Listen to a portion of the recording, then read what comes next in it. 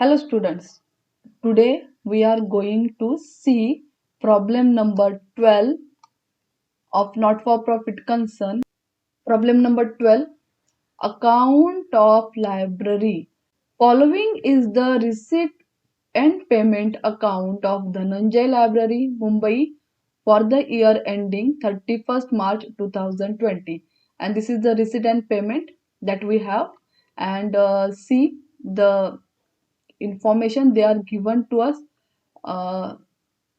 You are required to prepare an income and expenditure account for the year ended 31st March 2020 and balance sheet as on that date. Now here is the receipt and payment, and this is the additional information. And what we have to prepare? Income and expenditure account and balance sheet. Income and expenditure and balance sheet हमें prepare करना है. Now I'm reading the receipt and payment. See the receipt side, to balance brought down. This is the opening balance in this problem. And to admission fees, to subscription, to lecture hall hire charges, to miscellaneous income, to interest on investment. And here buy salaries, buy rent, buy investment, buy stationery, buy electricity charges, buy books, buy outstanding expenses. And here they given 2018-19. So this is for last year. तो ये जो outstanding expenses है ये last year के हैं. By balance carried down है यहाँ पे, और इस तरीके से रिसीट एंड पेमेंट है इसका. And see the further information. The following information is also made available to you. On 31st March 2019, the library had the following asset also: books at rupees 50,000, furniture 6,500 and machinery of rupees 30,000. तो ये जो है ये last year के balances है, मतलब कि for this year this is the opening balances. ये बुक्स का ओपनिंग बैलेंस है, ये फर्नीचर का है एंड मशीनरी का 30,000 है. इस तरीके से इसका मतलब आपको समझ में आ रहा है students.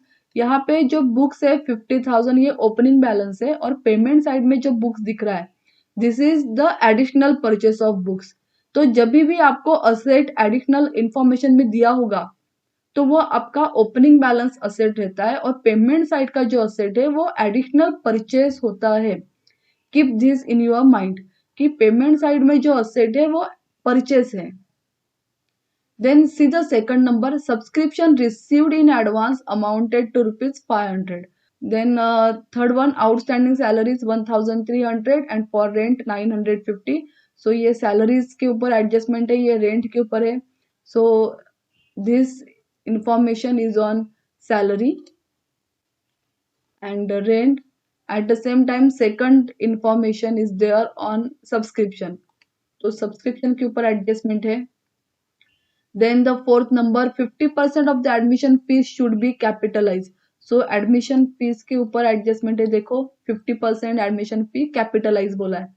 Then furniture to be depreciated at 10% per annum. तो this adjustment is on furniture. So receipt and payment side में, मतलब अभी देखो payment side में furniture नहीं दिख रहा है, ये आपको यहाँ पे furniture दिख रहा है. इसका मीनिंग ये है कि ये ओपनिंग बैलेंस है, ये हमें लिखना है असेट साइड में, और कोई भी एडिशनल फर्नीचर परचेस नहीं है.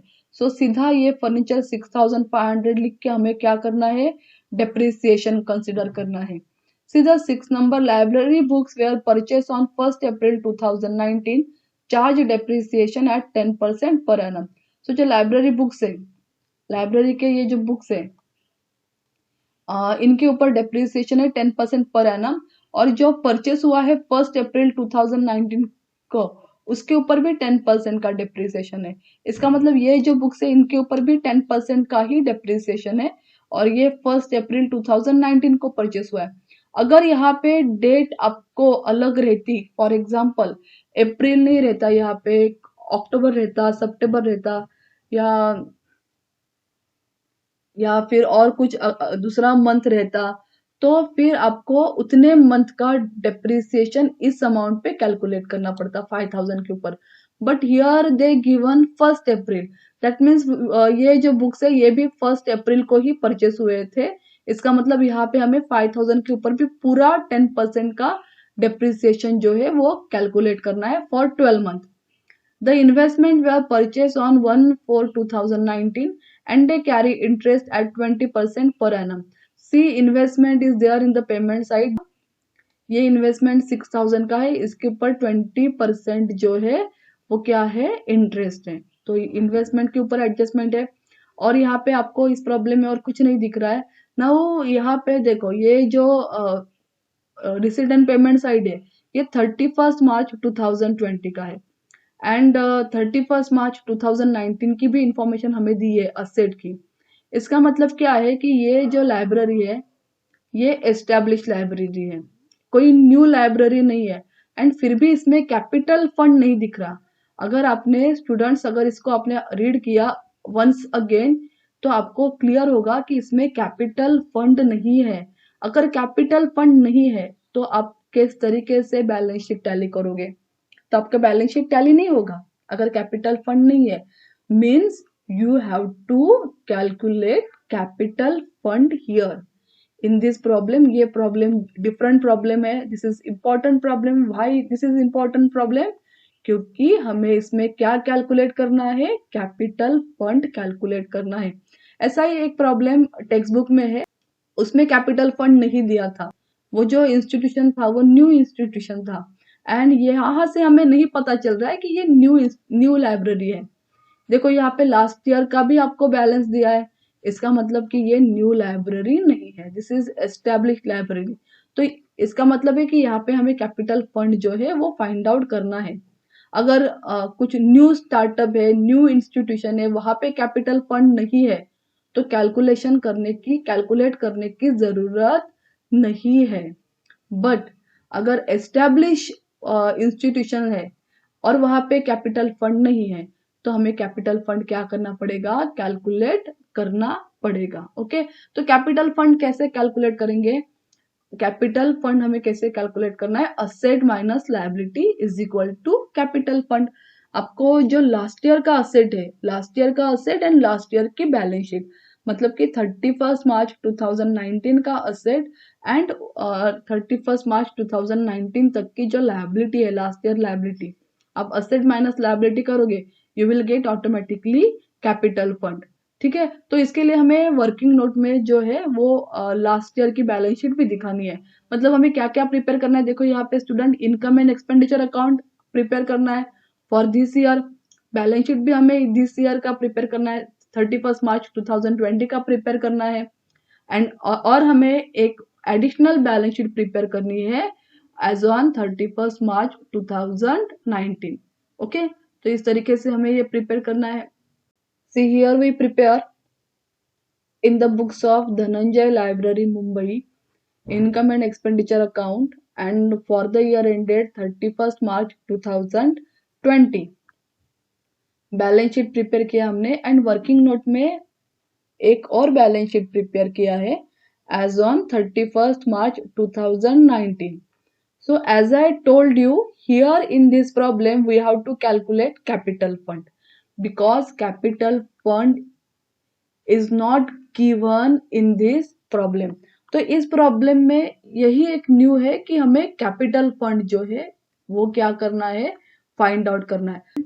Before start to solve this problem हम क्या करेंगे, कैपिटल फंड सबसे पहले फाइंड आउट कर लेंगे और फिर प्रॉब्लम स्टार्ट कर देंगे।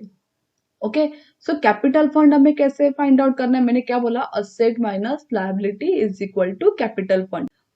So for the calculation of capital fund, here we open the balance sheet in the working note as on 31st March 2019. तो सबसे पहले ये बैलेंस शीट हम प्रिपेयर करेंगे। So balance sheet as on 31st March 2019, liabilities amount, asset and amount के column.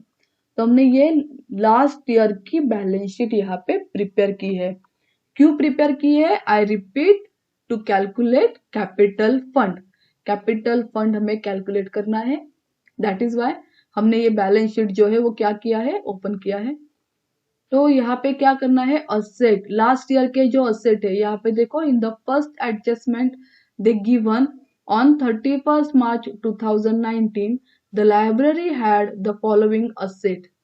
तो 31st March 2019 में library के क्या क्या असेट थे? Books 50,000, furniture 6,500 and machinery 30,000। तो ये सारे असेट हमें कंसिडर करने हैं।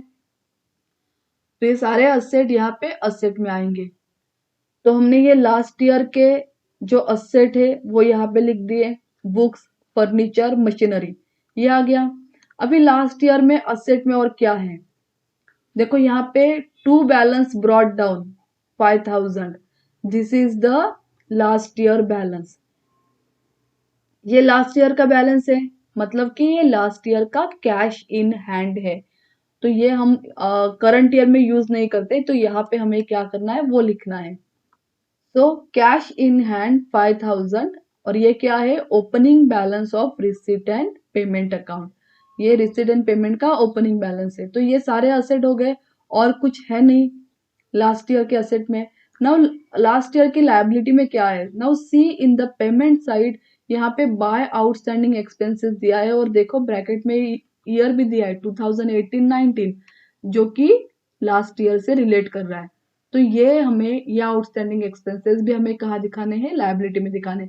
तो इन शॉर्ट क्या है? लास्ट ईयर का असेट, लास्ट ईयर का लायबिलिटी आप लिख दो, और दोनों के बीच का जो डिफरेंस है वो कैपिटल फंड है। तो आउटस्टैंडिंग एक्सपेंसेस 500, दोनों का हमें क्या करना है? टोटल करना है और डिफरेंस निकालना है।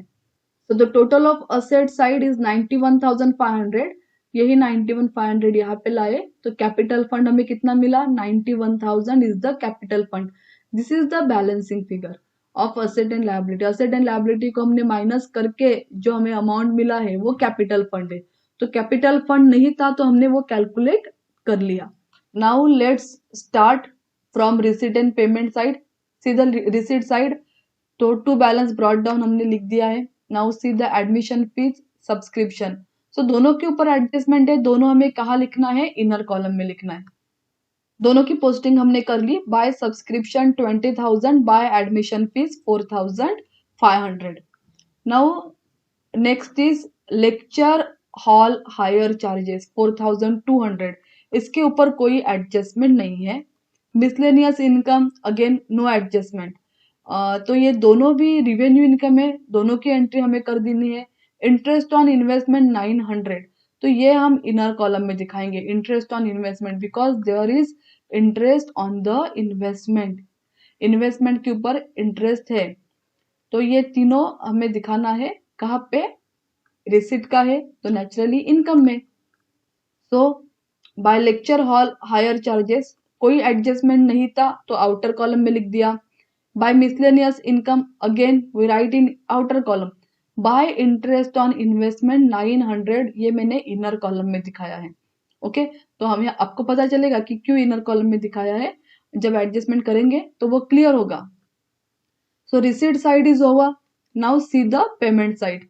बाय सैलरीज, बाय रेंट, दोनों के ऊपर एडजस्टमेंट है। सी ईयर आउटस्टैंडिंग है सैलरी और रेंट के ऊपर, तो दोनों हमें कहाँ दिखाना है? इनर कॉलम में दिखाना है। और कहाँ पे दिखाना है? एक्सपेंडिचर में, नेचुरली। तो पोस्टिंग हो गया, to salaries 9,000 and to rent 7,500, हमने कर लिया पोस्टिंग इनर कॉलम में। Then next is by investment. Now investment is asset, तो हमें ये कहाँ दिखाना है? असेट में दिखाना है। 6,000 इन्वेस्टमेंट 6,000, ये हमने इनर कॉलम में दिखाया क्योंकि इसके ऊपर क्या है? एडजस्टमेंट है, इंटरेस्ट है।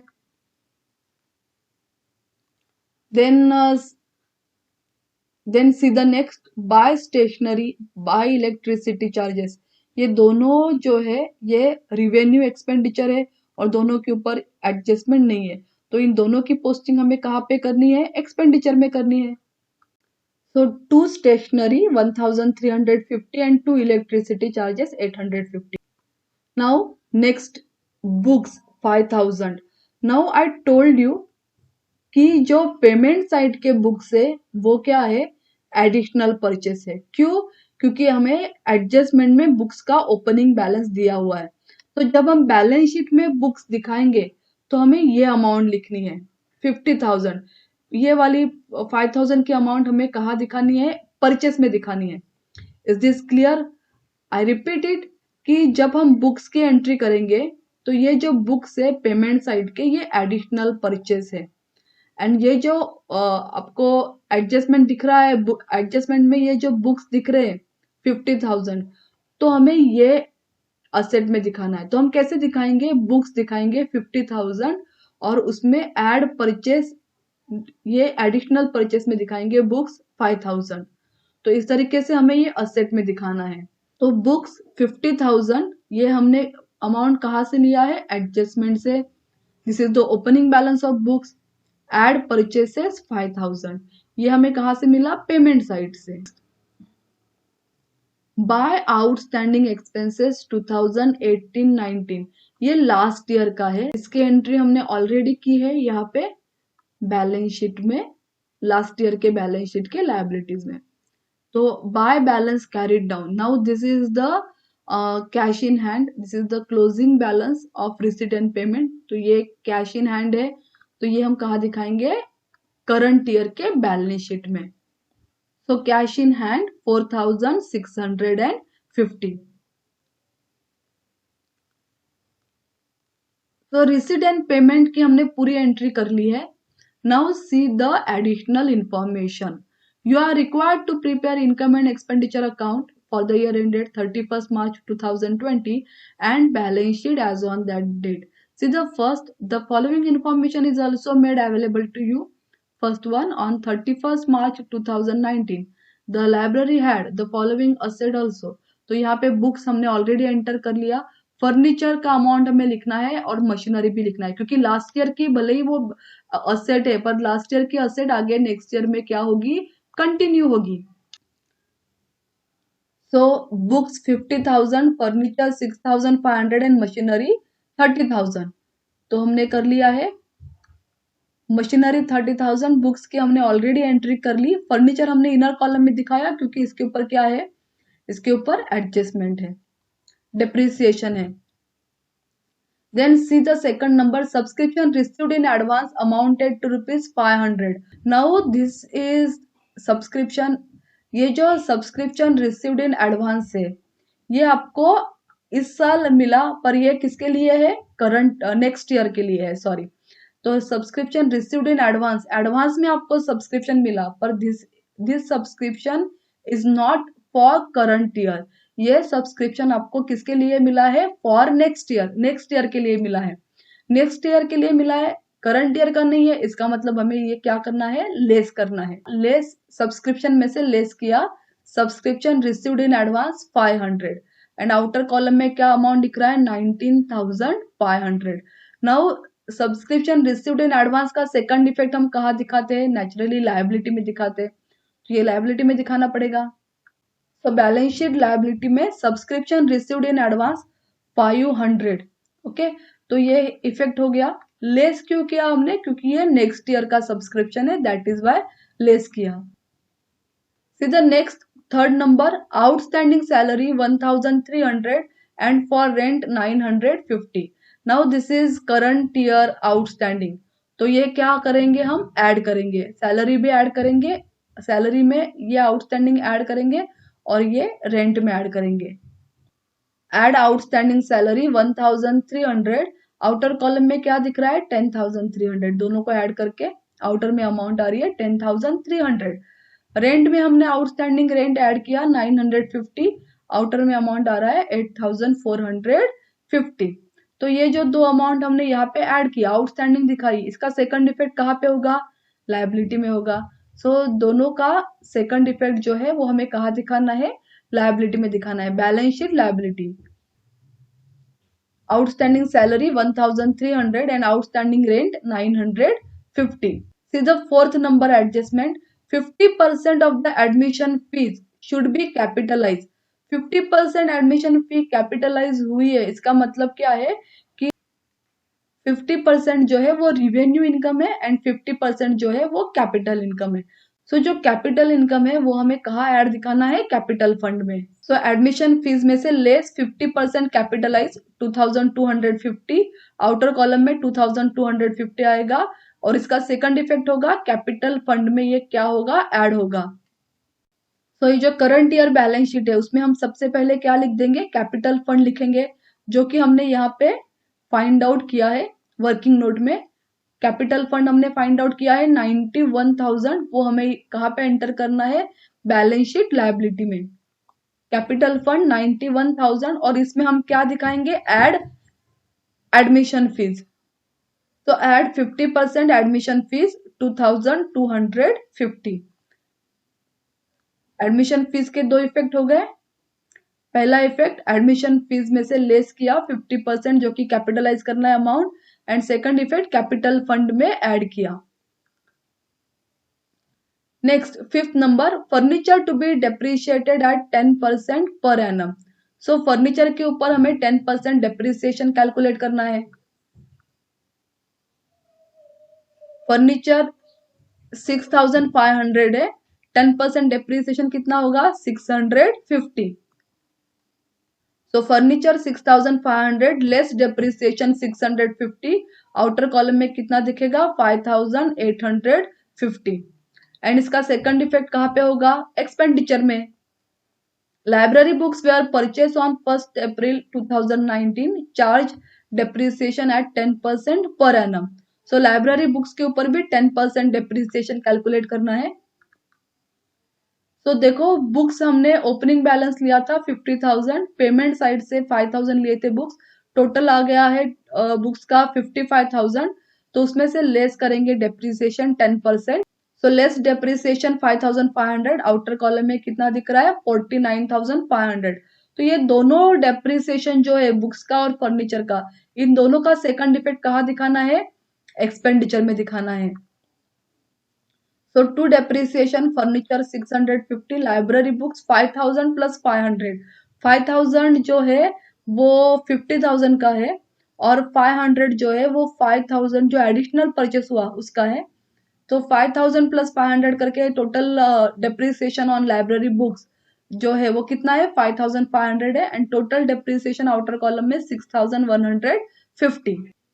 Then see the seventh number adjustment. The investment were purchased on 1st April 2019 and they carry interest at 20% per annum. तो जो इन्वेस्टमेंट है ये 1 अप्रैल को परचेस हुआ है, और उसके ऊपर हमें रेट ऑफ इंटरेस्ट कितना कैलकुलेट करना है, 20%। सी इन्वेस्टमेंट 6,000, इसके ऊपर आप 20% कैलकुलेट करते हो, तो कितना आएगा इन्वेस्टमेंट, 6,000 इंटू 20%, सो 1,200 आएगा। इन्वेस्टमेंट जो है for 12 month it is 1,200। But आप यहाँ पे इनकम साइड में ऑलरेडी इंटरेस्ट ऑन इन्वेस्टमेंट 900, मतलब कि ऑलरेडी इन्वेस्टमेंट के ऊपर 900 का इंटरेस्ट मिल गया है। देखो ये हमने कहाँ से लिया, रिसीडेंट पेमेंट में दिख रहा है to interest on investment 900, interest जो है वो 1,200 है, 900 ऑलरेडी रिसीव्ड हो गया, इसका मतलब कि 300 जो है वो क्या है, आउटस्टैंडिंग है। टोटल इंटरेस्ट 1,200 है, 900 we already received, that means 300 interest जो है वो क्या है, आउटस्टैंडिंग है। तो हमें 300 इंटरेस्ट की ही एंट्री करनी है। सबसे पहले हम कहा दिखाएंगे, ये इनकम साइड में इंटरेस्ट ऑन इन्वेस्टमेंट में 300 आउटस्टैंडिंग दिखाएंगे। Because this is current year outstanding, तो हम क्या करेंगे, ऐड करेंगे। तो ऐड करके आउटर कॉलम में कितना आ रहा है, 1,200 आ रहा है। ओके, तो ये एक इफेक्ट हो गया। सेकंड इफेक्ट यहाँ पे हमें इन्वेस्टमेंट में करना है, बैलेंस शीट असेट साइड में। जो आउटस्टैंडिंग इंटरेस्ट था वो हमने क्या किया, ऐड किया। 6,000 प्लस 300, आउटर कॉलम में क्या आ रहा है, 6,300 आ रहा है। सो 300 का ही इफेक्ट क्यों दिया, बिकॉज 900 वी ऑलरेडी रिसीव्ड, जो कि रिसीव्ड में दिख रहा है। इसके लिए इफेक्ट कितने का दिया, ओनली 300 का दिया।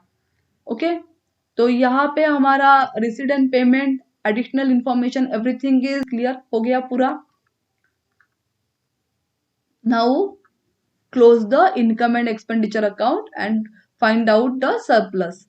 So the total of income side is 27,400, वही टोटल हमने यहाँ पे लाई, डेबिट में, एक्सपेंडिचर साइड में 27,400, and now the surplus is, so the surplus amount कितना है, 300 है। तो ये सरप्लस हमें कहाँ पे ऐड करना है, कैपिटल फंड में ऐड करना है। तो कैपिटल फंड में हमने सरप्लस ऐड किया, आउटर कॉलम में कितना दिख रहा है 93,550 एंड हमें दोनों की टोटल करनी है और बैलेंस शीट क्या होनी है, टैली होनी है। तो बैलेंस शीट टैली होती है यहाँ पे 96,300 से। तो इस तरीके से ये बैलेंस शीट हमने प्रिपेयर किया। This is income and expenditure, this is balance sheet, और ये जो है ये लास्ट ईयर की बैलेंस शीट हमने प्रिपेयर की थी for calculation of capital fund. तो इस तरीके से ये पूरा प्रॉब्लम हमने सॉल्व किया है। So what is new in this problem, capital fund find out करना, ये यहाँ पे इस प्रॉब्लम में क्या है, न्यू है। And one more investment adjustment, ये भी न्यू है। सो ये सारा एडजस्टमेंट आप क्या करो, ध्यान में रखो and solve it on your notebook. Okay, thank you.